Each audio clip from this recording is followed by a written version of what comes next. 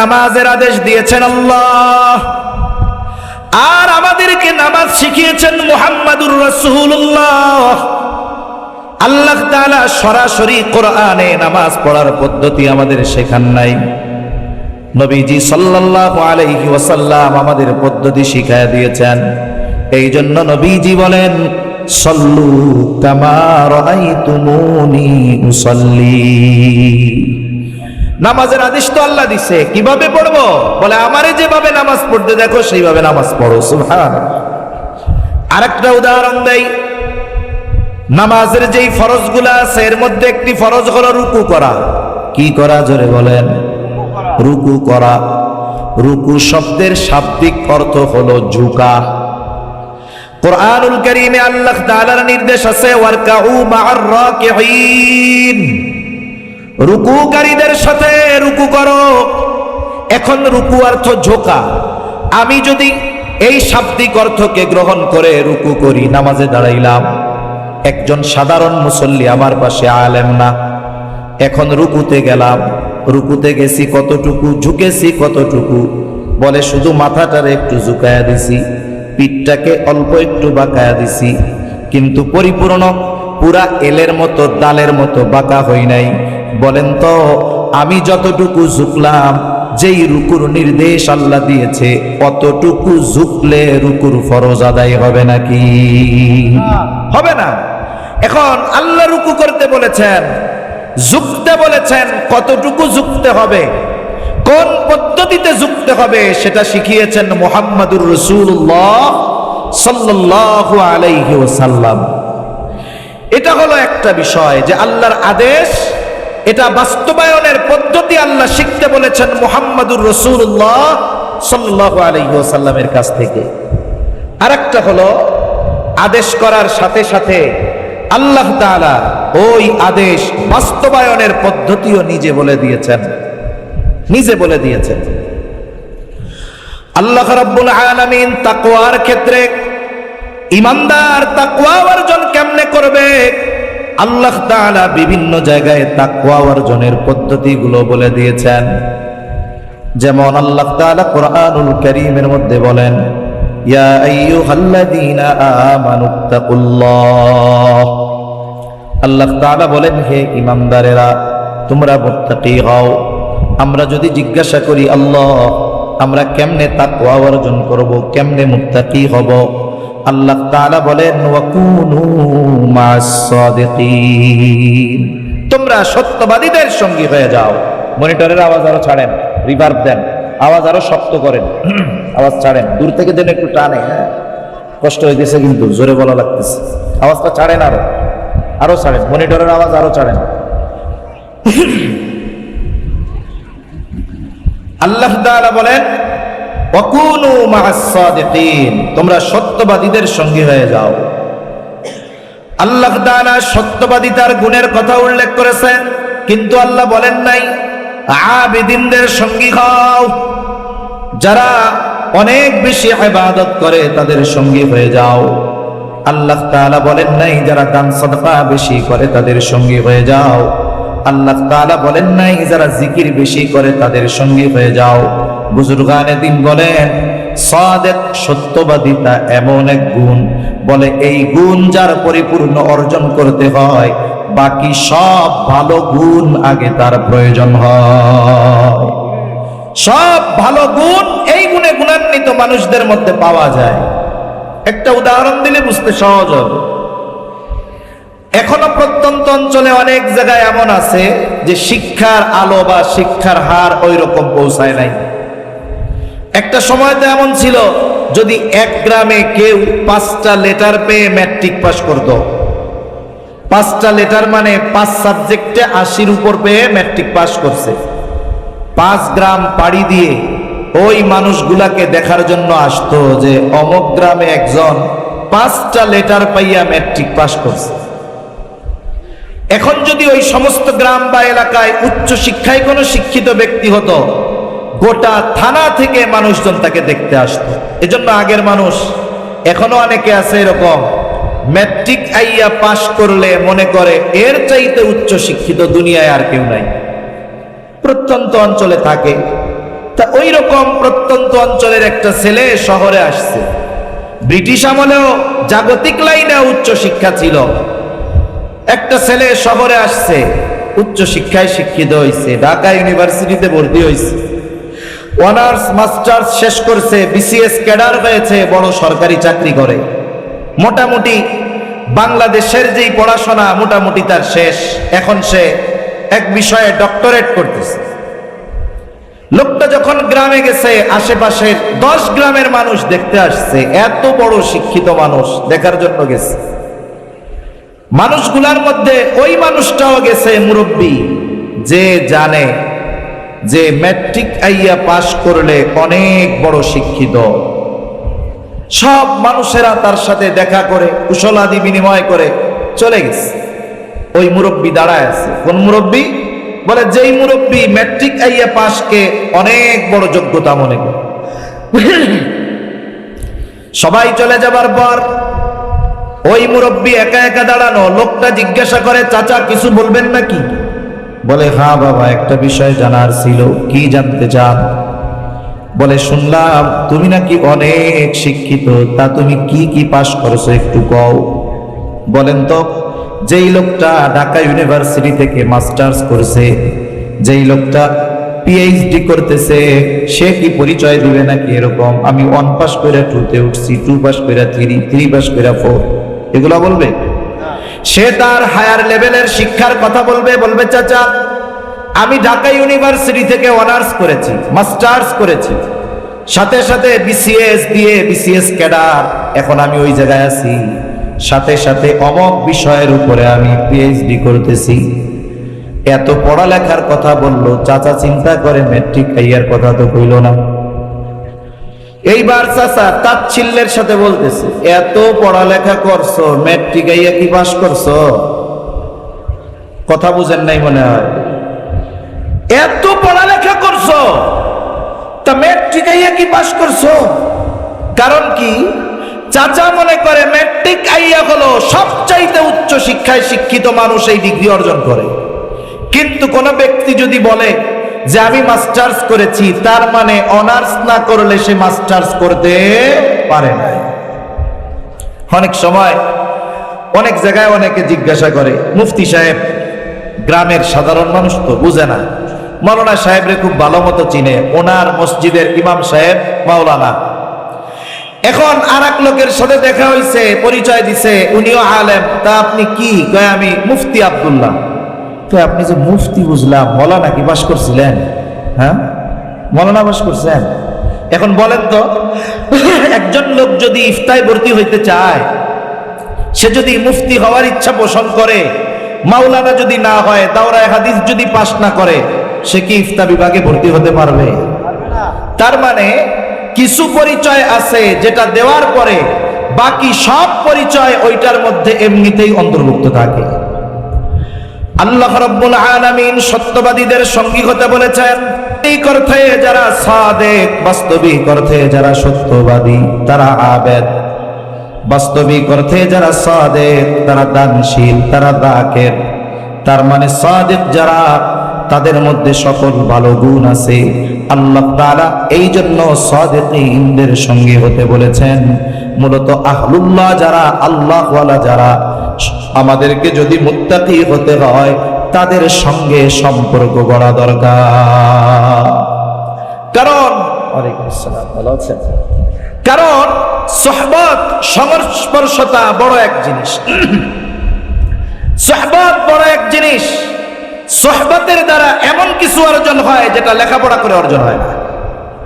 মনে করেন একজন ছেলে ঢাকা মেডিকেল কলেজ থেকে সে এমবিবিএস কমপ্লিট করছে, এমবিবিএস পড়াশোনা শেষ তার। এখন সে কি করে? বলে এই 4 বছর সে যা লেখাপড়া করলো, কোন কোন ক্ষেত্রে 1 বছর, কারো ক্ষেত্রে 2 বছর, কারো কারো ক্ষেত্রে এমন হয় 3 বছর একজন অভিজ্ঞ ডাক্তারের তত্ত্বাবধানে ইন্টার্নি করা লাগে। ঠিক না? ইন্টার্নি করা লাগে। যখন যার আন্ডারে ইন্টার্নি করছে উনি যখন সার্টিফিকেট দেয় যে হ্যাঁ ও এখন থেকে চেম্বার করতে পারে, এখন থেকে রুগী দেখতে পারে, এরপরে সে নিজে রুগী দেখা শুরু করে। কিন্তু একজন 4 বছর লেখাপড়া করে ইন্টার্নি যদি না করে, শিক্ষিত বা বুঝমান মানুষ যদি জানে এই লোকটা কারো সোহবতে থেকে ইন্টার্নি করে নাই, বলে ওই এমবিবিএস এর কাছে মানুষ জানলে জ্বরের ওষুধও আনতে যাবে না। আর সোহবতের কারণে কি হয়, বলে 8 ফেল মানুষও ডাক্তার হয়ে যায়। এক এলাকার গল্প বলতেছি, একজন বড় ডাক্তার ছিলেন, ওই সময়ের এমবিবিএস পাস। উনি গ্রামে আসছেন, আসার পরে উনি একটা ফার্মেসি দিচ্ছেন, রুগী দেখেন, নিজেই প্রেসক্রিপশন করেন, ওষুধের দোকানও ওনার নিজের। এখন একজন লোক ওনার দরকার, উনি প্রেসক্রিপশন করবেন, ওষুধ বেচবেন, এটা ওনার জন্য বড় কষ্টের ঝামেলা। তা একটা পরিবারের ছেলে, গরিব মানুষ, সে 8ও পাস করতে পারে না। ছেলেটার পরিবারে অভাব, লেখাপড়ার সুযোগ নাই। ছেলেটাকে তিনি বললেন, তার পরিবারের কাছে প্রস্তাব দিলেন যে এক কাজ করো, ছেলেটারে আমারে দিয়ে দাও, আমার কাছে থাকবে, ওষুধ টষুধ চিনায়া দিমু, মানুষের কাছে দিবে, টাকা পয়সা রাখবে, বেচা কেনা করবে। এখন ওই 8 ফেল ছেলেটা ওনার দোকানে কি করে, উনি প্রেসক্রিপশন লেখে, মোটামুটি পড়ালেখা জানে, ও খুঁজে খুঁজে ওষুধগুলো বের করে দেয়, আর পাশে বসে বসে দেখে যে কোন রোগী আসলো, ডাক্তার কি বলল। এভাবে বলতে বলতে প্রায় 1 যুগের বেশি তার সাথে সে আছে, সোহবতে আছে। আরো কিছুকাল তার সাথে থাকার পর ওই ডাক্তার সাহেব দুনিয়া থেকে মারা গেছে। ডাক্তারের কোনো ছেলে নাই। যাওয়ার আগে ডাক্তার ওসিয়ত করে গেছে, এই ছেলেটা আমার কাছে বছরের পর বছর কাটায় দিল, আমি তাকে তেমন কিছু দিতে পারি নাই। আমার যেই ওষুধের দোকান, ওইটার মালিকানা আমি তারে দিয়া দিলাম।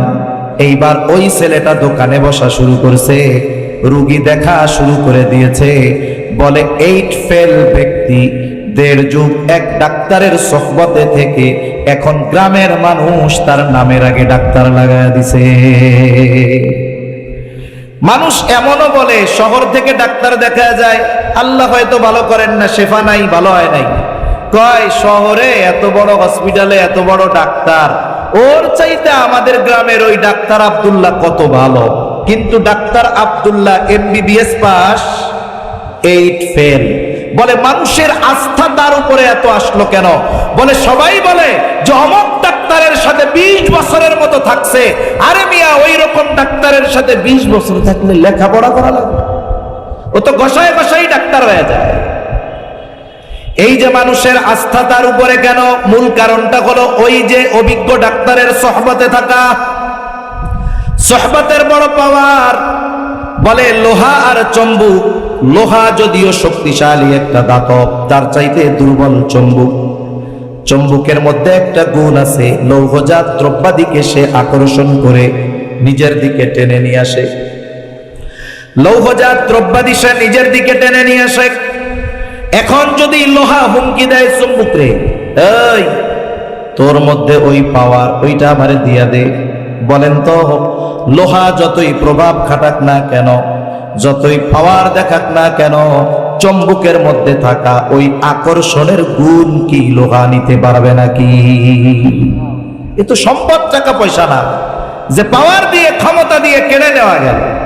এখন লোহা যদি গরম না দেখায় ঠান্ডা মাথায় চম্বুকের সাথে লাগা যায়, বলে লোহার টুকরা যদি একটা চম্বুকের সাথে 1 মাস লেগে থাকে, 1 মাস পর ওই লোহাকে যখন টান দেওয়া হবে, লোহার মধ্যে চম্বুকের গুণ চলে আসবে। এইবার চম্বুকটা, লোহার মধ্যে চম্বুকের গুণ যাবে। লোহাটাকে যদি অন্য কোনো লোহার দিকে ধরা হয়, দেখা যাবে ওই লোহা আকর্ষণ করে অন্য লোহাকে টেনে নিয়ে আসবে। এই যে আকর্ষণের গুণ, এটা কি ক্ষমতা দিয়ে, প্রভাব দিয়ে, জ্ঞান দিয়ে, মেধা দিয়ে সম্ভব? সম্ভব হইছে সোহবতের দ্বারা। এজন্য কেউ যদি প্রকৃতপক্ষে মুত্তাকি হতে চায়, তাহলে তাকওয়াওয়ালা যারা, মুত্তাকি যারা, তাদের সংস্পর্শে যাওয়া দরকার। দুনিয়ায় যখন নতুন ব্যবসা কেউ করতে চায়, একজন টাকা পয়সা আছে, বিদেশ থেকে টাকা আনছে, ব্যবসা বাণিজ্য শুরু করবে। অভিজ্ঞ ব্যবসায়ীরা কি বলে যে ভাই, টাকা থাকলেই ব্যবসা করা যায় না, আর ব্যবসা করতে হলে অভিজ্ঞতা দরকার। অভিজ্ঞতা থাকলে ব্যবসা করতে টাকা লাগে না। অভিজ্ঞতা অর্জন করবে কোথায়? বলে যে যে ব্যবসা করতে চায় ওই ব্যবসায়ীর তত্ত্বাবধানে কিছুদিন অতিবাহিত করা। একজন কাপড়ের ব্যবসা করতে চায়, যদি অভিজ্ঞ কোনো কাপড় ব্যবসায়ীর সাথে সময় দেয় তাহলে সে জানতে পারবে কোন কাপড় কেমন, কোনটার কোয়ালিটি কেমন, কোন কাপড়ের মার্কেট কেমন। কিন্তু যদি এমন হয় অভিজ্ঞতা নাই, টাকা পয়সা আছে, ইসলামপুর থেকে 5 ট্রাক কাপড় নিয়ে দোকানে আসবে, ওই কাপড় কাস্টমার নিবে না, অনভিজ্ঞতার কারণে ওটা ইঁদুরে কাটবে। ঠিক কিনা বল?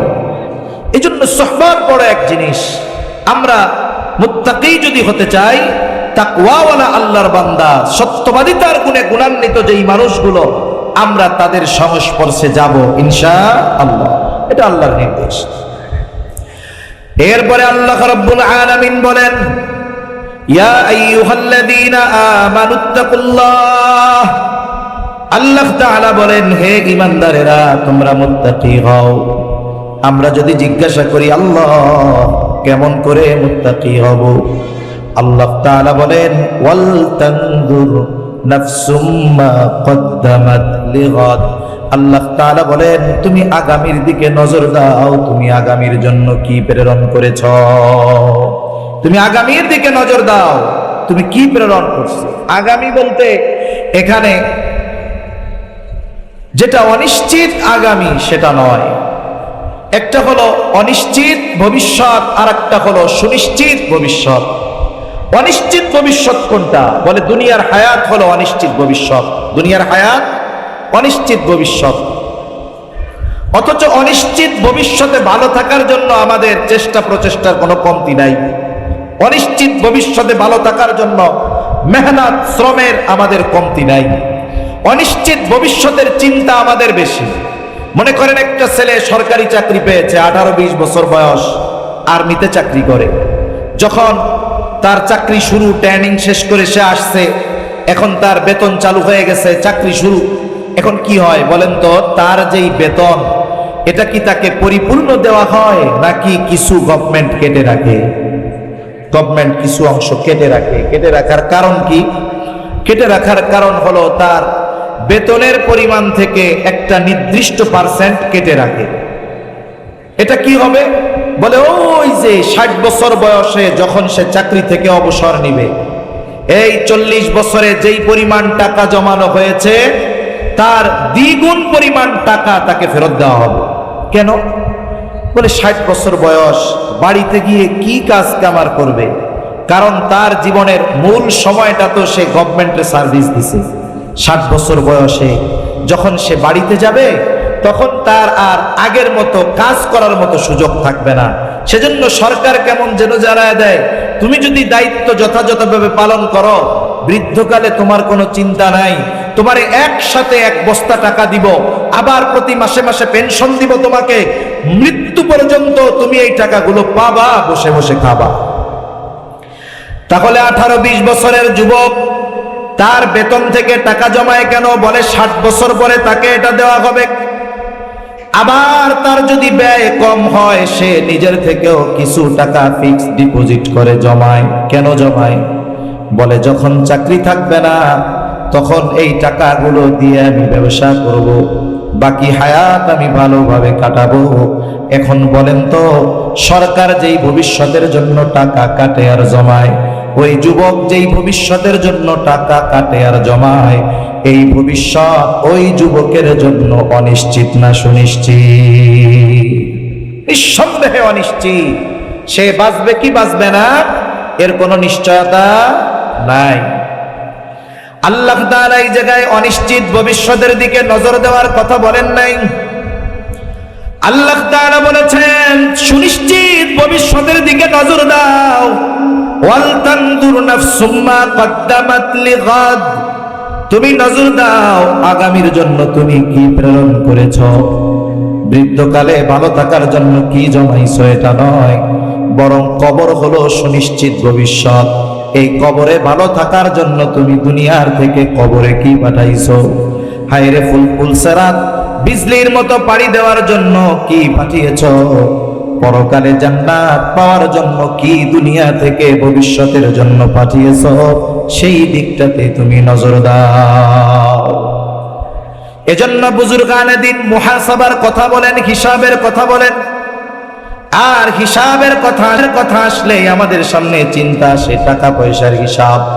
ব্যবসায়ী হিসাব করে টাকা পয়সার হিসাব, রাজনীতিবিদ হিসাব করে ভোটের হিসাব, এক একজনের এক এক রকমের হিসাব। কিন্তু বুজুর্গানে দিন আমলের হিসাব করতে বলেন, জীবনের নেকি আর গুনার হিসাব বুজুর্গানে দিন করতে বলে।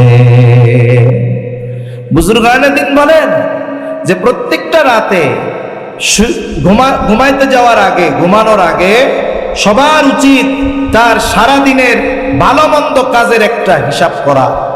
আপনাদের এই বড় বাজার কালামপুর বাজার, বাজারে অনেক বড় বড় ব্যবসায়ী আছে।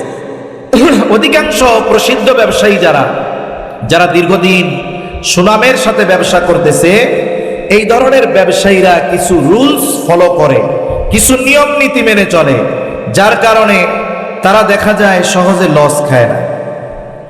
মার্কেট বা বাজার বন্ধ হবে 10টায়, উনি দোকান বন্ধ করে দেয় 9টায় দোকান বন্ধ।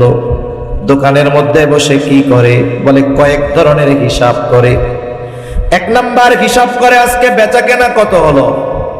2 নাম্বার হিসাব করে আজকে কত টাকার মাল জিনিস কিনলাম। 3 নাম্বার হিসাব করে আজকে বাকি কত গেল। এই 3টা হিসাব অভিজ্ঞ দোকানদারেরা করে, ব্যবসায়ীরা করে। কারণ এই 3 হিসাবের মাধ্যমে আজকের ব্যবসায় তার লাভ কত সেটা সে বের করে ফেলে। যে ব্যবসা করে সেই ব্যবসার কত বিক্রয় হলে কত লাভ, এই হিসাব কম বেশি হলেও ওই অভিজ্ঞ ব্যবসায়ীর জানা থাকে। হয়তো 19-20 হতে পারে। যে সিমেন্টের ব্যবসা করে তার হিসাব আছে যে আমার 10 লক্ষ টাকা বিক্রয় হলে কত টাকা লাভ হবে, আছে না নাই? যারা মুদি দোকানদার দীর্ঘদিন ব্যবসা করে, জিজ্ঞাসা করবেন আপনার যেই প্রোডাক্ট পণ্য এগুলো যদি 1 লাখ টাকার বিক্রয় হয় আপনার লাভ কত হবে, সে যা বলবে হয়তো 19-20 হতে পারে। এখন হিসাব করে আজকের বেচা কেনা নগদ 1 লাখ অথবা 80,000 বা 70,000, বাকি 30,000। তার হিসাব হলো 1 লক্ষ টাকা বিক্রয় হলে আমার 20,000 টাকা লাভ হবে। এখন তার নগদ আর বাকি মিলে 1 লক্ষ বিক্রয় হয়েছে ঠিক, কিন্তু 30,000 বাকি। বলেন তো আজকের দিনের লাভ তার কাছে আছে? জোরে বলেন না, আছে? তার মূলধন থেকে মানুষের কাছে কত হাজার গেছে? 10,000। এই গতিতে যদি 1 মাস ব্যবসা চলে তাহলে মোটামুটি ব্যবসা শেষ হয়ে যাওয়ার উপক্রম হবে। এখন ব্যবসায়ী এই হিসাবের পরে একটা সিদ্ধান্তে উপনীত হতে পারে। কি সিদ্ধান্ত? তার কর্মচারী যারা থাকে এদেরকে সে সতর্ক করে দেয়, সাবধান, আগামীকাল থেকে যদি আমার বাবাও বাকি চায় বাকি দিবা না। আমার নগদ বাকি মিলায়া 1 লক্ষ টাকা বিক্রয় কেনা বেচা করার দরকার নাই, আমি 50,000 বিক্রয় করব, নগদে বিক্রয় করব। এই যে 1 ঘন্টা রাতের হিসাব কি হলো বলে আগামী দিন কোন পদ্ধতিতে তার ব্যবসা পরিচালিত হবে সে সিদ্ধান্তে উপনীত হতে পারে। এই জন্য কোনো ব্যক্তি যদি প্রতিদিন রাতে শোবার আগে তার সারা দিনের নেকি আর বদির হিসাব করে, হয়তো এই হিসাব তার আগামী দিনের পরিবর্তনের কারণ হয়ে যেতে পারে। কারণ একটা মানুষ যদি রাতের বেলায় এই চিন্তা করে, নেকির চিন্তা করে, গুনার চিন্তা করে, তাহলে রাতের মধ্যে ওই প্রভাব তার মধ্যে পড়ে। যদি কেউ বিছানায় শুয়ে মোবাইল দেখা শুরু করে, বলে মোবাইলের প্রভাব তার মধ্যে পড়ে। আর যদি সে রাতে নিভৃতে একাকী ঘরে শুয়ে চিন্তা করে, আরে আমি তো এখন অন্ধকার ঘরের মধ্যে আছি, আমার মৃত্যুর পরে আর এক অন্ধকার ঘরের মধ্যে যাওয়া লাগবে যেখানে আলো নাই, বাতি নাই। তবে আলো আর বাতির ব্যবস্থা হবে, বাতাসের ব্যবস্থা হবে, আরামের ব্যবস্থা হবে যদি নেকি থাকে। এবার সেই হিসাব করে দেখি, আমার জীবনের হিসাবটা একটু করি, আজকের দিনের নেকি কত, গোনা কত। সে হিসাব করলো, দেখলো আজকে সওয়াব কম, গোনা বেশি। সওয়াব কম, তার গোনা বেশি। তার মধ্যে চিন্তা ঢুকছে, আরে আজকের রাতটা যদি আমার জীবনের শেষ রাত হয়ে যায় তাহলে আগামী দিন পরকালে আল্লাহর সামনে আমাকে গুনাহগারদের কাতারে দাঁড়াতে হবে। এই চিন্তা করে সে রাতের বেলায় খালেস তাওবা করছে, একেবারে একনিষ্ঠ তাওবা, যে আল্লাহ আমারে মাফ করে দেন, আমি আর জীবনে কোনোদিন গুনাহ করব না। এই তাওবা আল্লাহর কাছে কবুল হয়ে গেছে। কারণ বলা যায় না, আমি শুরুর দিকে বলেছিলাম যে কোন কথায় কার জীবনের পরিবর্তন হয় বলা যায় না। হাদিসের মধ্যে এক জালেমের ঘটনা আসছে। জালেমের নাম ছিল কিফিল। নবীজি সাল্লাল্লাহু আলাইহি ওয়াসাল্লাম একবার দুইবার নয়, বারবার কিফিলের ঘটনা সাহাবায়ে কেরামের কাছে বর্ণনা করেছেন। নবীজি বলেন কিফিল হলো এমন এক জালেম, বলে এমন কোন পাপ নাই কিফিল করে নাই, এমন কোন অন্যায় নাই কিফিল করে নাই। কিফিলের অন্যায়গুলোর মধ্যে একটা অন্যায়, সে মানুষকে সুদের উপরে টাকা দিত। সুদখোর ছিল, সুদখোর। সমাজে আছে নাকি সুদখোর? আরে মিয়া, ব্যাংকে কত বড় সুদ, বলে ঘরোয়া সুদ আরো বড় সুদ। কিফিল মানুষরা সুদের উপরে টাকা দিত। একদিন এক বিধবা মহিলা তার কাছে আসছে বিপদে পড়ে কিছু টাকা কর্জ নেওয়ার জন্য। বলে যারা সুদি কারবারি করে এরা মানুষ বিপদে পড়লে কর্জ দেয় না। কেউ যদি সুদে চাইতে যায় মুঠ বইরা দিয়া দেয়, কিন্তু বিপদে পড়ে যদি 500 টাকা ধারও চায় তাও দেয় না। ওই মহিলা গিয়া বলে কিফিল আমারে কিছু টাকা দাও, কর্জ দাও, ধার দাও, আমি বিপদে পড়েছি।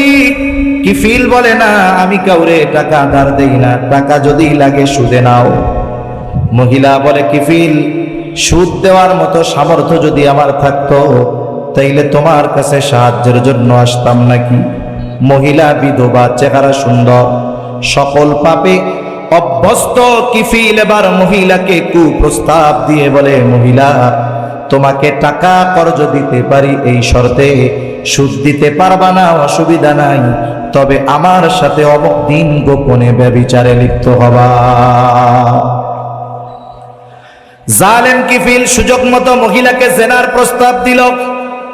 হাদিসের মধ্যে আসছে কাদাল ফাকিরু আইয়াকুনা কুফরা, দরিদ্রতা মানুষকে কুফরি পর্যন্ত পৌঁছায় দেয়। অনেক সময় দরিদ্রতার কারণে অনেকের চরিত্র ধ্বংস হয়ে যায়। আমাদের আশেপাশে অনেক মানুষ আছে অন্যায়ের সাথে জড়িত, পাপাচারে লিপ্ত। যদি একটু আমরা খোঁজ নেই দেখা যাবে এরা শখে পাপে জড়িয়েছে এমনটা নয়, অধিকাংশ মানুষের এই পাপে জড়ানোর অন্যতম কারণ হলো তার অভাব। এজন্য গভর্নমেন্টের কি দরকার ছিল?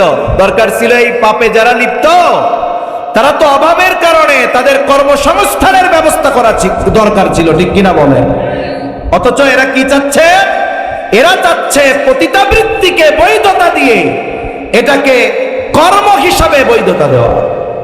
রাষ্ট্র যদি কোনো অন্যায় কাজকে বৈধতা দিয়ে এটাকে কোনো পেশা হিসাবে বৈধতা দেয় যে এটা বৈধ কাজ, বলেন তো আল্লাহ না করুক কারো মেয়ে কারো ছেলে যদি ওই পাপাচারে লিপ্ত হয় আর মা বাবা যদি বাধা দেয়, ও গিয়ে মামলা দিবে গভর্নমেন্টের কাছে, দেখেন আমি রাষ্ট্রীয় আইন অনুযায়ী একটা বৈধ কাজ করতে চাচ্ছি, আমার বাবা বাধা দিচ্ছে, আমার মা বাধা দিচ্ছে, এদের নামে আমি মামলা করতে চাই। অথচ কি দরকার ছিল? এদেশে পতিতাবৃত্তির সাথে জড়িত কোটি কোটি নারী নয়, সংখ্যাটা যতই হোক না কেন, গভর্নমেন্ট যদি সদিচ্ছা করে তাহলে ওই পতিতালয়কে ভেঙে দিয়ে ওই জায়গায় ইন্ডাস্ট্রি বানিয়ে ওই নারীদের হালাল উপার্জনের ব্যবস্থা করতে পারে, ঠিক কিনা বলে? কিন্তু কাদেরকে খুশি করার জন্য উল্টা পতিতাবৃত্তিকে বৈধতা দিয়ে আবার তাদেরকে ডেকে এনে মোটা অঙ্কের টাকা তাদেরকে দেওয়া হচ্ছে। এর দ্বারা কি বোঝা যাচ্ছে? এরা সমাজ থেকে অন্যায় দূর করতে চায় না, পাপাচার দূর করতে চায় না, এরা চায় এই পাপাচারকে সমাজে বৈধতা দিতে, ঠিক কিনা বলে? এখন আমরা যদি চুপ থাকি, কথা না বলি, প্রতিবাদ না করি, জেনা ব্যভিচার জমিনে বাড়বে, আল্লাহর আযাব গজব ত্বরান্বিত হবে। আর যখন আযাব আসবে কেউ বাঁচবে না। নবীজি সাল্লাল্লাহু আলাইহি ওয়াসাল্লাম আযাব সম্পৃক্ত লম্বা এক হাদিস, লাস্টে সাহাবায়ে কেরাম বলতেছে, যায় আমাদের মধ্যে নেককাররা থাকবে, এরপরেও ধ্বংস হয়ে যাব, এরপরেও ধ্বংস হয়ে যাব। নেককাররা থাকার পরেও আমরা ধ্বংস হয়ে যাব? বলে হ্যাঁ, যখন পাপের আধিক্যতা বাড়বে, পাপ বেড়ে যাবে, আল্লাহ যদি গোসা হয়ে যায়, যদি আযাব গজব দেয়, ওই সমাজের মুত্তাকি বান্দারাও ছাড় পাবে না। এই জন্য সাবধান, পাপাচারের ব্যাপারে আমাদের ঐক্যবদ্ধ হতে হবে। কাদাল ফাকিরু আন ইয়াকুনা কুফরা, দরিদ্রতা মানুষকে কুফরি পর্যন্ত পৌঁছায় দেয়। এইবার ওই মহিলা তার প্রয়োজনের কাছে হার মেনে গেল, কিফিলের শর্তে রাজি হয়ে গেল। নির্ধারিত দিন নির্ধারিত জায়গায় কিফিল হাজির। হাদিসের মধ্যে আসছে একেবারে জেনার নিকটবর্তী। মহিলা কান্না করে আর থরথর করে কাঁপে। কিফিল গেছে মজা করার জন্য, আর মহিলা কান্না করে আর কাঁপে। কিফিল বলে, মহিলা কান্না করো কেন? আমি কি তোমাকে জোর করেছি নাকি, বাধ্য করেছি নাকি? কান্না করো কেন? মহিলা বলে, কিফিল কান্না করি আল্লাহর ভয়, আমি কোনোদিন এই পাপের সাথে লিপ্ত হই নাই। তবে বলে, আমার অভাব, আমার তো ভয় হয় যদি তোমার সাথে জেনা করার পরে মারা যাই, আল্লাহ তাআলার সামনে আমাকে একজন ব্যভিচারিণী হিসেবে উপস্থিত হওয়া লাগবে। আমি আল্লাহর ভয়ে কান্না করি। কিফিল এই কথাটা কিফিলের কান দিয়ে হৃদয় পর্যন্ত পৌঁছায় গেল। কিফিল বলে, সত্যই তুমি আল্লাহর ভয়ে কান্না করো? বলে, হ্যাঁ। কোনদিন এই পাপাচারে লিপ্ত হও নাই? বলে, না, হই নাই। এবার কিফিল ওই অবস্থা থেকে উঠে গেছে। কিফিল উঠে গেছে, ওঠার সময় মহিলারে 60 দিরহাম কর্জ দিয়েছিল। বলে, মহিলা যাও, এটা তোমাকে সদকা করে দিলাম, আর শুনে নাও, আজকে থেকে আমি আর কোনো পাপাচারে লিপ্ত হব না। খালেস তওবা করে কিফিল বাড়িতে চলে গেছে। ঘটনাক্রমে রাতের বেলায় কিফিল মারা গেছে। কিফিল যে তওবা করেছে, কিফিলের তওবা যে কবুল হয়েছে, দুনিয়ার কেউ জানে না, কিন্তু জানেন যিনি তিনি কে। কিফিলের তওবা কবুল হয়ে গেছে, কিফিল মারা গেছে। মানুষেরা আনন্দিত যে হায় এক জালেম মরছে, ভালো হয়েছে, জালেমের মৃত্যু হয়েছে, ভালো হয়েছে, মানুষেরা আনন্দিত। কিন্তু আল্লাহ তাআলা কিফিলের দরজায় লিখে দিয়েছেন, আল্লাহ তাআলা কিফিলকে ক্ষমা করে দিয়েছে। তোমরা কিফিলকে পাপী বলো না, কিফিল জান্নাতের বাসিন্দা হয়ে গেছে। আল্লাহ তাআলা কিফিলরে মাফ করে দিয়েছে। তাহলে একটা কথা, একটা চিন্তা, একটা মানুষের গতিপথ জাহান্নাম থেকে জান্নাতের দিকে নিয়ে আসতে পারে, ঠিক কিনা বলে? হতে পারে হয়তো এই যুবক রাতের বেলা আল্লাহর কাছে খালেস তওবা করেছে, আল্লাহ আমি আর আগামী দিন থেকে কোনো পাপে জড়াবো না, গুনাহ করব না। হায় আল্লাহ, আপনি আমারে মাফ করে দেন। দুনিয়ার কেউ শোনে নাই, কিন্তু শুনছে কে? খালেস তওবা করেছে আল্লাহর জন্য, তওবা কবুল। নবীজি বলেন, আত্তাইবু মিনাজ যামবি কামাল্লা যামবালা, যে খালেস ভাবে তওবা করলো সে কেমন যেন কোনো গুনাহ করে নাই, একেবারে নিষ্পাপ হয়ে যায়। ঘটনাক্রমে ওই ব্যক্তির জীবনের শেষ রাত যদি এটা শেষ রাত হয়, তাহলে কিয়ামতের দিন আল্লাহর সামনে আমলনামায় গুনাহমুক্ত হয়ে সে উপস্থিত হবে। এজন্য আমরা আমাদের রাতের এই হিসাবকে গুরুত্ব দিব, যে আমার আজকে দিনের ভালো কাজ কত, আজকে দিনের মন্দ কাজ কত। যদি অভ্যস্ত হই কি হবে? বলে, প্রথম দিনের হিসাবে দেখা যাবে গুনাহ বেশি সওয়াব কম, পরের দিন হয়তো হবে সমান সমান, এর পরের দিন দেখা যাবে গুনাহ কমছে সওয়াব বেড়েছে। ধারাবাহিকতা যদি ঠিক থাকে, এমন দিন সে অতিবাহিত করবে, রাতের বেলা হিসাব করতে যাবে, কবিরা গুনাহ বহুদূর, তার সগীরা গুনাহও খুঁজে পাবে না। কইতে পারেন সগীরা গুনাহ খুঁজে পাবো না হুজুর, এটা কোনো কথা কইলেন? কারণ হাদিসের মধ্যে আসছে, এক নামাজ থেকে আর এক নামাজ, যে ব্যক্তি ফজর পড়ছে, যখন সে জোহর পড়ে, ফজর থেকে নিয়ে জোহর পর্যন্ত সগীরা গুনাহগুলো মাফ হয়ে যায়। সুবহানাল্লাহ। নেককার আল্লাহর বান্দা, সে তো এশার নামাজ পড়ে টিভি দেখবে না, মোবাইল দেখবে না, সে গিয়ে খাওয়া দাওয়া করে শুয়ে পড়বে, গুনাহ করার কোনো সুযোগ নাই। আল্লাহর কাছে মাফ চাইবে, গুনার হিসাব করবে। কবিরা গুনাহ সারা দিনে হয় নাই, সগীরা গুনাহও ওই যে এক নামাজের পরে আর এক নামাজ, সগীরা গুনাহ মাফ হয়ে যায়।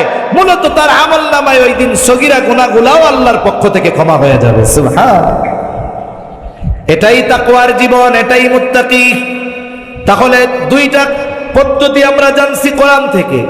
এক নাম্বার পদ্ধতি, আল্লাহ তাআলা বলেন ওয়াকুনু মা'আস সাদিকিন, সত্যবাদীদের সঙ্গী হয়ে যাও।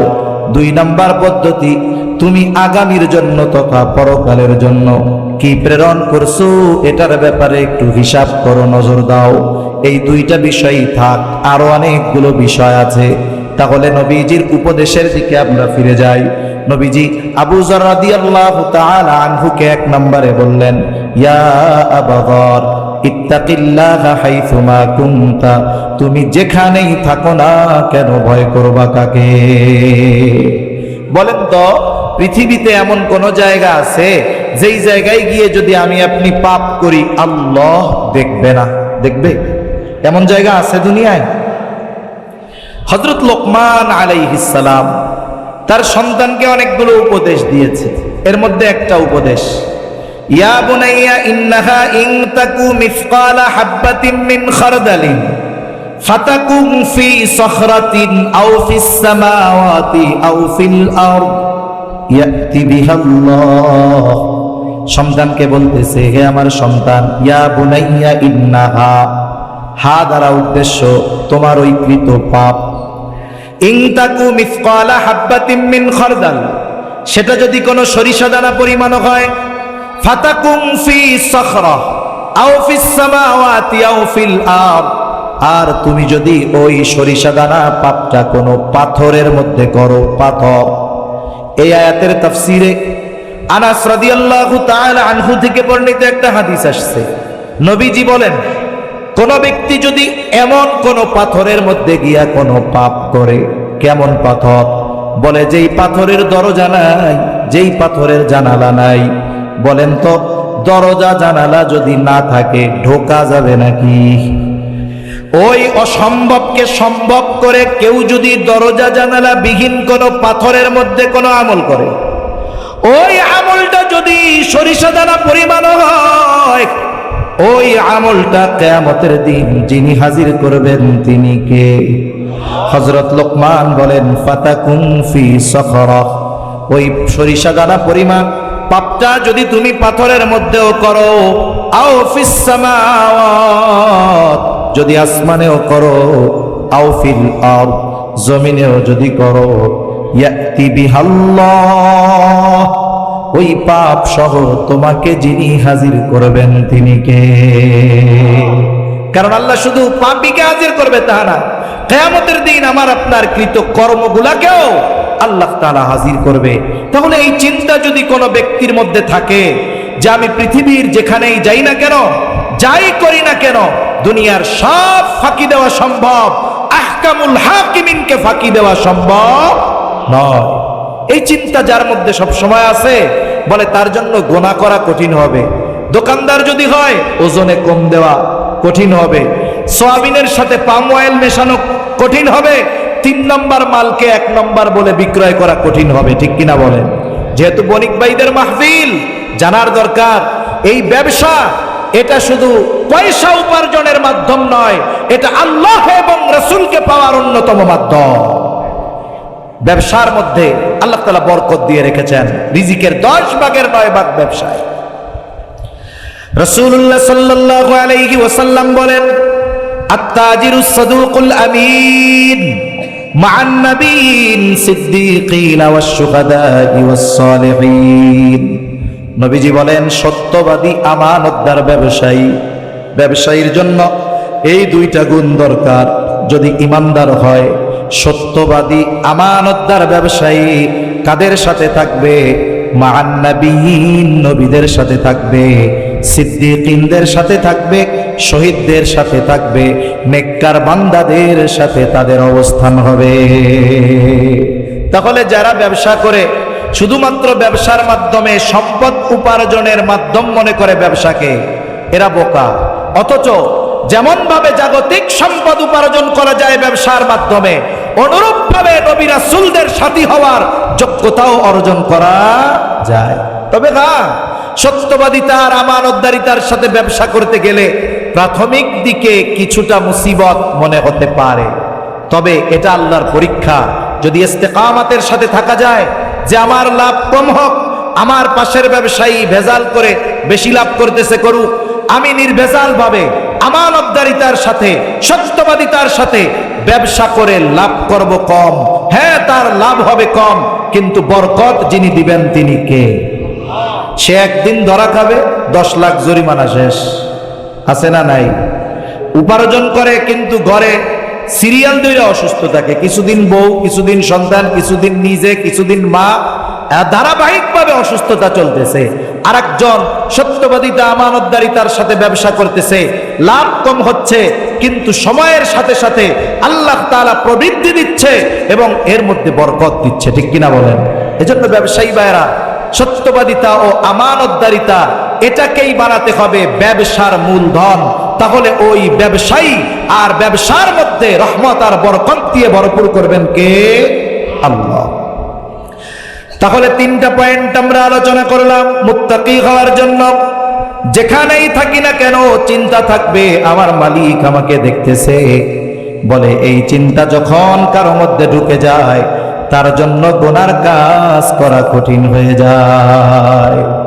নবীজি সাল্লাল্লাহু আলাইহি ওয়াসাল্লামের দ্বিতীয় উপদেশ, ওয়াতবি'is সাইয়্যাতাল হাসানাতা তামহুহা। ও আবু যর, তোমার দ্বারা যখন কোনো মন্দ কাজ হয়ে যাবে তুমি ভালো কাজ করবা, নেকের কাজ করবা, কেননা ভালো কাজ মন্দ কাজটাকে মিটায়া দেয়। আল্লাহ তাআলা বলেন ইন্নাল হাসানাতি ইউযহিবুনাস সাইয়্যাত। ভালো কাজ মন্দ কাজকে মিটায়া দেয়, তবে মন্দ কাজটা যেমন মুসার জন্য ভালো কাজটা ওই পরিমাণের হতে হবে। এখন একজন করেছে কবিরা গুনাহ, আর একজন বান্দার হক নষ্ট করে ফেলছে। এখন ও যদি 1000 দানার তসবিহ একটা নিয়ে কয় আস্তাগফিরুল্লাহ আস্তাগফিরুল্লাহ, আল্লাহ আমারে মাফ করে দেন, বলেন তো বান্দার হক আদায় না করা পর্যন্ত তার তওবা আল্লাহ কবুল করবে নাকি? তাহলে বান্দার হক যে নষ্ট করেছে, আগে বান্দার হক আদায় করতে হবে, তাহলেই না তার তওবা কবুল হবে, নাইলে তার তওবা কবুল হবে না, তার গুনাহ মাফ হবে না। এই জন্য গুনাহ যেমন এই গুনাহ মুছার জন্য আমল তেমন। কবিরা গুনাহ যদি হয় খালেস তওবা করতে হবে, বান্দার হক সম্পৃক্ত যদি হয় বান্দার হকগুলো আদায় করতে হবে, ছোট ছোট অন্যায় যদি হয় ওটাও মাফ চেয়ে নিতে হবে। কারণ দুনিয়াতে কেউ যদি কারোর সাথে অসৎ আচরণ করে, একজন মুরব্বী, তার সাথে আমার ভালো আচরণ করতে হবে, এটা তার হক।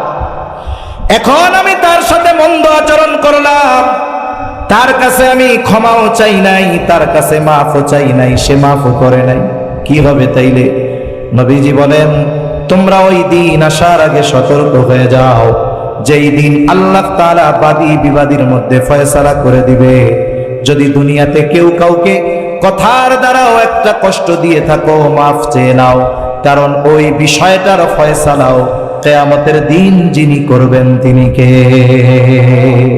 এজন্য যত ছোট মন্দ কাজ হোক আমরা মাফ চাইয়া নিব, যার সাথে হবে তার সাথে। এজন্য রাসূলুল্লাহ সাল্লাল্লাহু আলাইহি ওয়াসাল্লাম আয়েশা সিদ্দিকা রাদিয়াল্লাহু তাআলা আনহাকে বলেন, আয়েশা তুমি কোন নেকের কাজকে ছোট মনে করবা না, কোন গুনার কাজকেও ছোট মনে করবা না, কারণ হতে পারে ওই ছোট পাপের কারণে আল্লাহ শাস্তি দিতে পারে, আবার ওই ছোট ভালো কাজের কারণে আল্লাহ মাফ করে দিতে পারে। প্রসিদ্ধ ঘটনা আমরা সবাই কম বেশি জানি।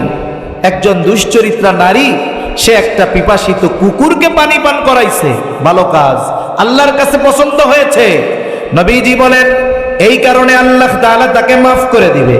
আরেকজন মহিলা, সে একটা বিড়ালকে বেঁধে রাখছে, খাবারও দেয় না, ছেড়েও দেয় না, বিড়ালটা মারা গেছে।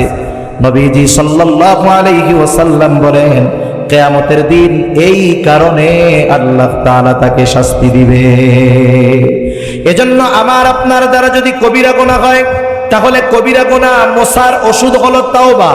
একজনের সাথে খারাপ আচরণ হয়েছে, তার কাছ থেকে ক্ষমা চাওয়া, এই ধরনের পাপ যেমন তার পাপ থেকে মুক্তি বা নাজাত বা তাওবার পদ্ধতি তেমন।